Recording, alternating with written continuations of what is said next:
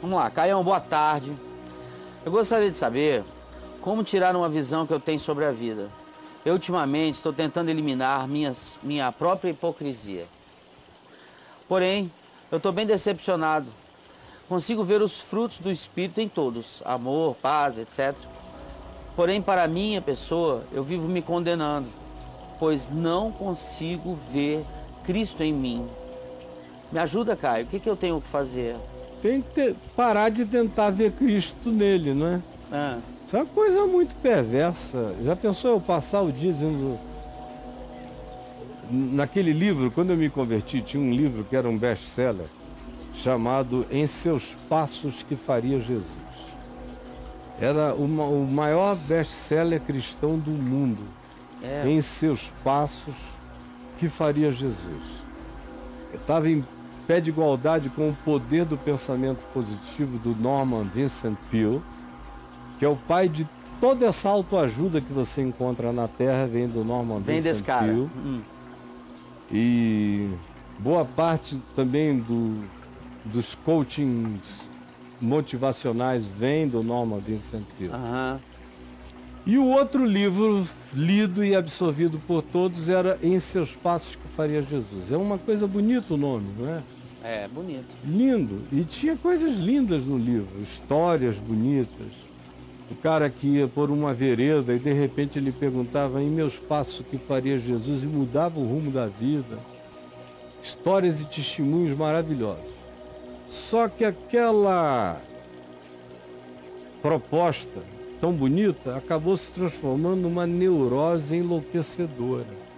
Olha isso. O que depois de um tempo eu comecei a encontrar de gente neurótica com em meus passos o que faria Jesus. Jesus teria beijado a menina ou não, pastor? Eu digo assim, se Jesus fosse você, ele teria tascado um chupão, né? Mas ele não era você, então ele não fez isso, ele não fez um monte de coisas que eu posso fazer. E ele não fez, não é porque ele não pudesse, ele não fez porque ele não quis, porque ele tinha uma comida superior para comer, ele tinha uma causa maior para se entregar e devotar. Estava noutra. Ele é o Salvador do mundo, eu sou salvo pela salvação dele. Isso. É diferente, não é, meu filho? Eu sou salvo por ele. Mano. Então, em meus passos que faria Jesus, não é algo para ser transformado numa pergunta neurótica diante de cada ação ou decisão que eu tenha que tomar na vida. Eu já tenho que saber o que o Evangelho ensina para nem precisar ficar me perguntando topicamente, passo a passo, o que faria Jesus. Porque se transforma numa coisa insuportável. Por exemplo, anteontem eu gripei durante o Papo de Graça, uma gripe alérgica ali de poeira. Fiquei tomando remédio porque a coriza me perturbou. Aí uma gripinha oportunista quis começar, eu combati. Ontem eu vim para cá legal de manhã. Aí o vento também provocou a mesma coisa, eu desliguei, me mediquei, mas quando deu umas 2 da tarde eu estava que era só coriza. Meu filho Davi está aqui e aí gera um valor agregado poderoso para todo mundo estar juntos, mas eu falei, vão. Eles iam encontrar o Marcos aqui fora, esse filho do coração, não é? E eu falei, eu não vou com vocês de jeito nenhum. Fiquei ali na cama, escorrendo. Vi a reprise do Papo de Graça, vi todos os jornais, telejornais, vi todas as bolsonarices do dia. E ontem foram muitas, e algumas muito doidas. Né? Teve muita bolsonarice. Muita loucura, ontem foi demais. Aí eu vendo aquilo ali e tudo mais. Imagina se eu fosse ficar perguntando em meus passos o que faria Jesus. Eu ia me levantar com gripe, sem gripe, ir embora para tentar fazer alguma coisa útil, porque o mundo está acabando e eu vim para salvar o mundo, não posso ficar com coriza na cama. Isso. Agora, graças a Deus, eu não sou o salvador do mundo. Eu posso ficar com coriza na cama. Posso assistir às bolsonarices. E posso esperar melhorar para prosseguir. não acordo à noite imaginando quantas meninas estão ali na rodoviária se prostituindo, e eu aqui, enquanto isso, dormindo. Isso. Porque quando essa pergunta em meus passos, que faria Jesus, é feita, os caras colocam como resposta até aquilo que Jesus não fez. Ou seja, em lugar nenhum dos evangelhos, você lê que Jesus, no meio da noite, angustiado com as prostitutas de Cafarnaum, levantou-se e foi na direção delas. Ou em Tiberíades, ou em Cesareia, Filipe, ou ali ou acolá. Não. Não se diz nem... E Jesus, vendo a dureza de coração de todos os líderes religiosos do Sinédrio de Jerusalém, levantando-se, foi na direção deles e lhes advertiu. Não. E eles estavam lá.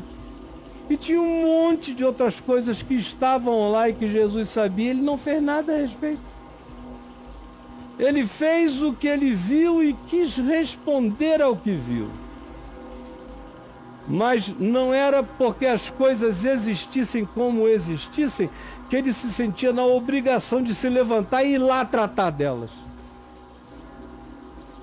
Elas, se quisessem, que viessem até ele. Você não o vê indo na direção de praticamente nada nem ninguém. Ele entra na casa de Jairo para ressuscitar a filha de Jairo por causa de um pedido. Ou ele não sabia que tinha alguém morrendo em Cafarnaum, ou 2 ou 3 pessoas. Você não vê ele desesperado, correndo de porta em porta, aquele ali vai morrer, vamos lá salvar. É assim, estilo Ghostbusters. Sim. Da salvação. É um Jesus hollywoodiano. Não. Dos gibis. O pai chamou, ele foi. Ele se ofereceu para ir na casa do centurião porque o povo pediu que ele fosse. Eu disse, eu irei lá. Pediram.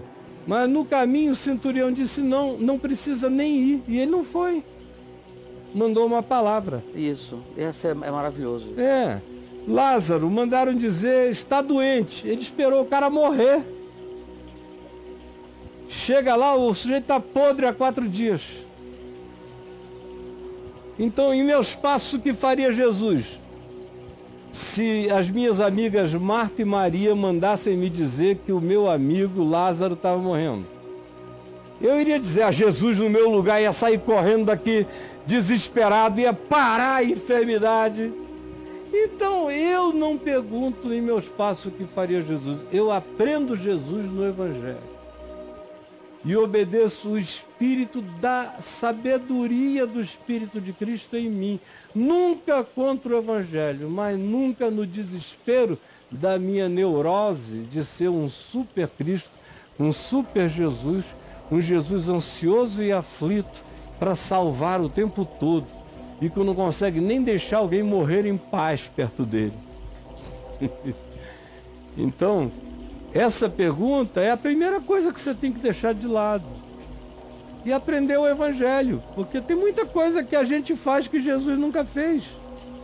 Nem teve a chance de fazer. Se tivesse, não era a prioridade dele fazer.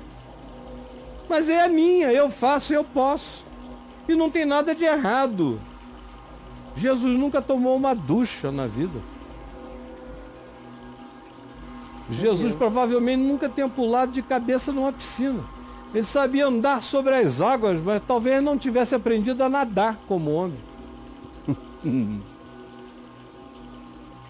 Você nunca ouviu dizer que Jesus estava tirando uma siesta.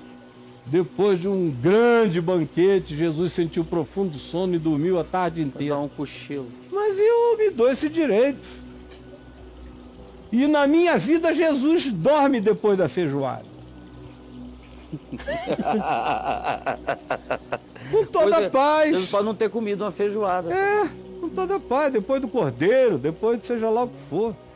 Do novilho cevado. Comeu tanto novilho cevado que teve sono e dormiu. Muito bom. Então, meu filho, primeira coisa é parar com essa história de não consigo ver Cristo em mim. Se comparando com Jesus. Imagina só se eu vou entrar nessa. Eu quero de Jesus toda a segurança que Ele já me deu e eu tenho nele. Olhe para Ele para eu aprender a viver, mas eu não me comparo com Cristo, eu aprendo Cristo, sem me comparar com Ele. Eu vou aprendendo Jesus, mas sem comparação.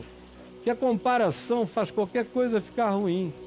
Especialmente quando você se compara com Deus em Cristo Jesus. É ruim demais. Dá um gap legal. Por favor, meu filho, para com essa arrogância, rapaz. É muita prepotência também, né? Prepotência piedosa, piedosa prepotência. Acalma-te na alma do meu filho querido. E outra coisa que ele deveria ler, o Sem Barganhas com Deus, que está bem aqui, ó. Sem barganhas com Deus, meu filho. É o que você tinha que ler para parar com essa mania de se comparar com Deus, né? É isso aí. E aí primeiro aprenda a graça de Deus. Porque não tem nada mais neurótico do que querer seguir a Jesus sem a graça, sem o favor imerecido, sem saber que você já está perfeito pelo que Cristo fez na cruz. Agora você vai andar no caminho do aperfeiçoamento por causa do que Ele já fez, já realizou, já consumou, já acabou na cruz em seu favor.